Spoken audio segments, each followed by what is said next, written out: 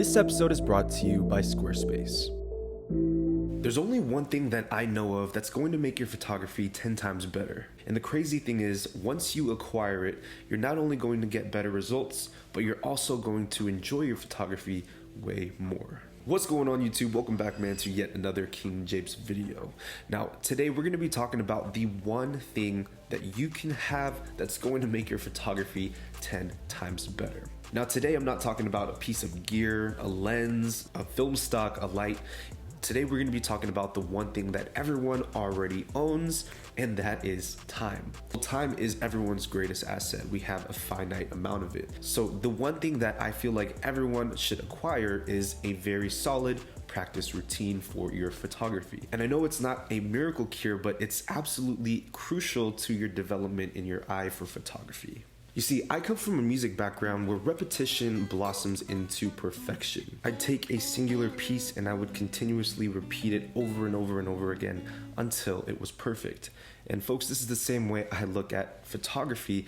You have to continuously attack and repeat until it becomes almost muscle memory. Now, you guys, I could just end the video here and just say go out and practice, but I want to show you guys how I personally go about practicing my photography, the different aspects in developing my eye, in practicing focusing, just so you guys have a better understanding of what to do and how you can do it.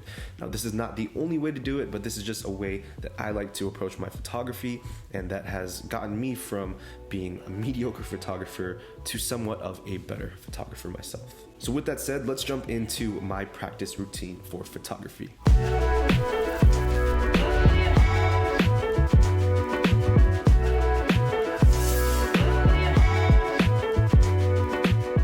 Okay, so one of the first things that I would ask myself is, what genre of photography am I shooting? Now, I mostly shoot street photography, so a lot of what I do and how I practice is going to be based around what street photographers do, street photography skills. Now, if you are a portrait photographer or a landscape photographer, some of what I'm going to be talking about may apply, but I know that you guys know for sure that there are smaller details within these realms that you can really hyper focus on. Now, I personally believe one of the best ways to practice your photography is to view other photographers' work. Not only is this going to give you a sense of inspiration, but it's also going to give you a little bit more insight on things like composition. Now, there are a couple of ways you can review photographs from other people. Find a couple of the greatest photographers that you believe, you put up on your GOAT list. Just look at their work. And you can do this in different mediums. Sometimes I will go through with a photo book. Maybe I'll go to a coffee shop, order a coffee, sit there, and I will just stare at photographs for hours. Photo books are great because they allow you to see these photos in person on paper, and you can really kind of get a better understanding of what each of the photographs do with composition, with lighting. And the more you expose your eye to good photography, the more you're going to be able to recognize that out on the street.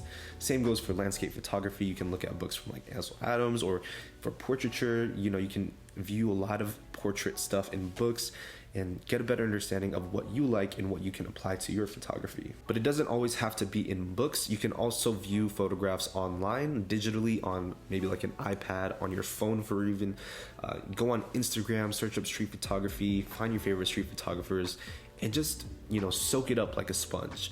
Practicing your eye and developing what you think looks good is going to translate directly into your own photography, and it's one of the best ways to not only practice but enjoy photography. So go out there, buy a couple of books, go on Instagram, go on YouTube, go to galleries even, and just soak up as much as you can. Let your eye see good photography, and your eye will follow you on the street. Now, the next practice system that I have in place is something that every photographer can use because it has to do with focusing. But before we get into that, you guys, I want to give a huge thank you and shout out to our sponsor for this episode, the good folks over at Squarespace. Squarespace is your all-in-one platform to build a beautiful online presence and run your business. Now, as a photographer in 2022, to be able to stand out from the crowd, you need your own dedicated website. The best way to get started is with Squarespace. They have award-winning templates that you can use to get started in minutes.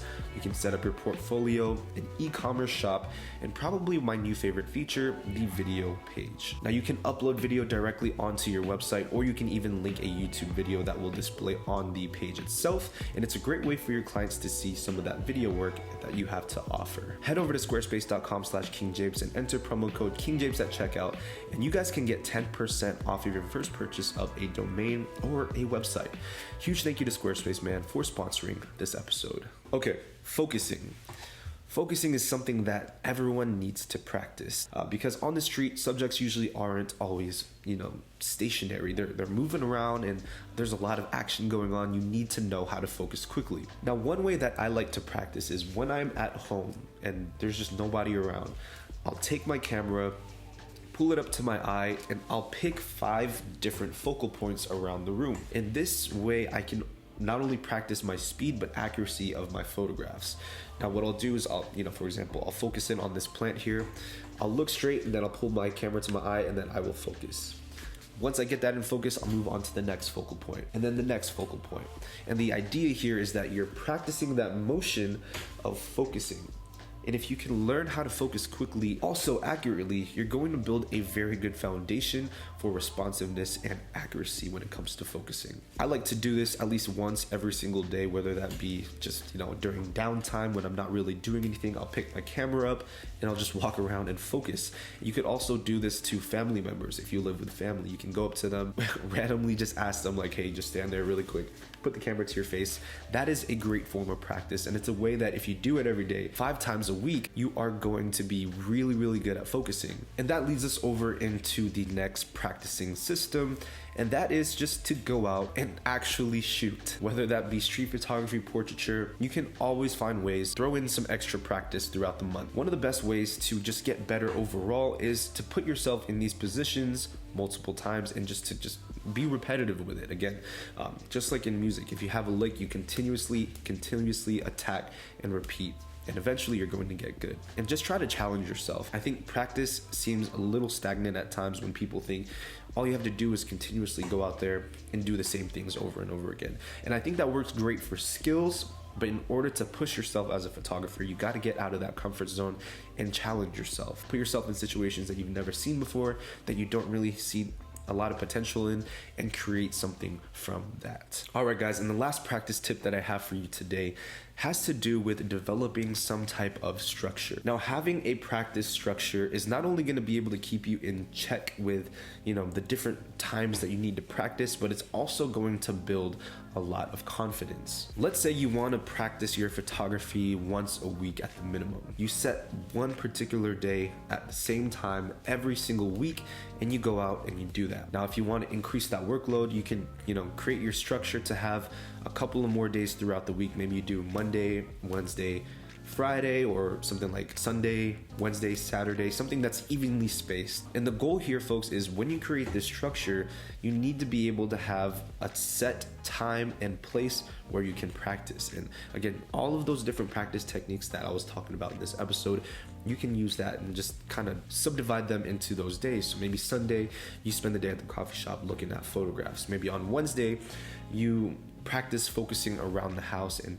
try to really nail focusing. But maybe on Saturday you go out and you apply everything from Sunday and Wednesday that you've learned onto the actual field. Creating a structure and just a way to practice is absolutely essential because you can aimlessly practice and just get nowhere. Now combine that with repetition and all of the things we talked about today, you're going to get better at photography whether you like it or not. And if you continuously do this throughout the years, you are going to be a mastermind. So that is going to wrap it up for today's episode. I hope you enjoyed it. Let me know in the comment section down below what you guys think about practicing photography. If you guys have any other ways you practice, I'd love to hear what you guys have to say in the comments. So thank you all for tuning into this episode. I'll see you guys in the next one. As always, Minolta Gang.